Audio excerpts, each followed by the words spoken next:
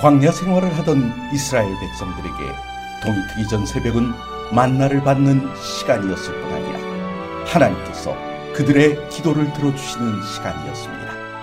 오늘 우리에게도 이 아침은 하나님을 만나는 소중한 시간입니다. 그래서 말씀을 통해 하나님의 뜻을 듣고 기도를 통해 우리의 소원을 아뢰므로 하늘과 교통하는 소중한 경험을 가지고자 합니다. 오늘은 출애굽기 2장 23절 25절의 말씀을 통해 영혼의 양식을 얻고 기도로 하루를 시작함으로 승리를 얻고자 합니다.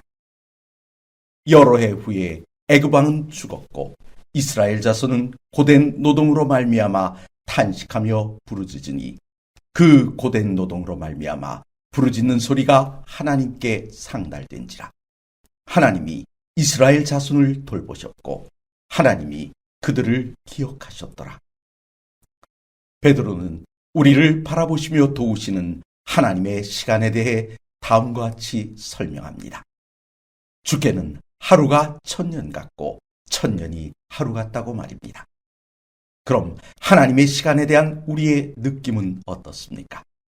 너무 행복하고 내 삶이 만족스러워 지금 이 순간이 영원하기를 갈망할 때는 50년도 하루같이 지나가게 하심으로 어느새 낡아버린 자신을 보며 한숨 짓게 하십니다. 그런데 하나님의 도우심이 너무 다급하여 간절히 외칠 땐 우리의 하루가 1000년처럼 길게 느껴지도록 만드시는 것 같아 답답할 때가 많습니다. 그럼 본문의 이스라엘은 어땠을까요?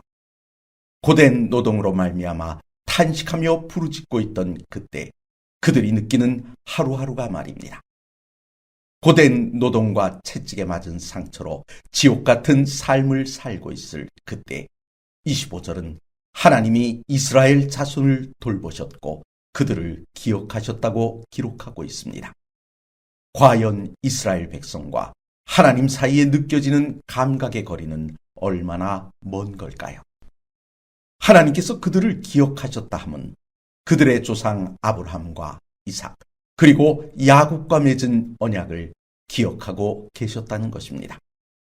이스라엘에게 가나안 땅을 주시고 큰 민족을 이루게 하시겠다는 그 약속 말입니다. 비록 지금은 애굽 땅에서 종살이를 하는 신세일지라도 하나님은 약속을 지키실 것임을 이야기한 것입니다.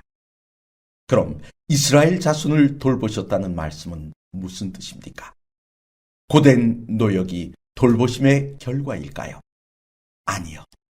하나님께서는 그들의 상황을 유심히 살피고 계시며 그들을 위한 구원의 계획을 세워두셨을 뿐 아니라 그 계획을 실현에 옮길 때가 임박했음을 암시하신 말씀이었습니다.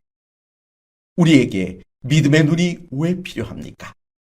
육신의 눈으로만 보면 하나님의 약속도 섭리도 나를 위해 행하시고 있는 역사도 보이지 않습니다. 하지만 믿음의 눈으로 바라보면 나를 사랑하심을, 나를 위해 구원을 계획하고 시행하고 계심을 믿게 됩니다.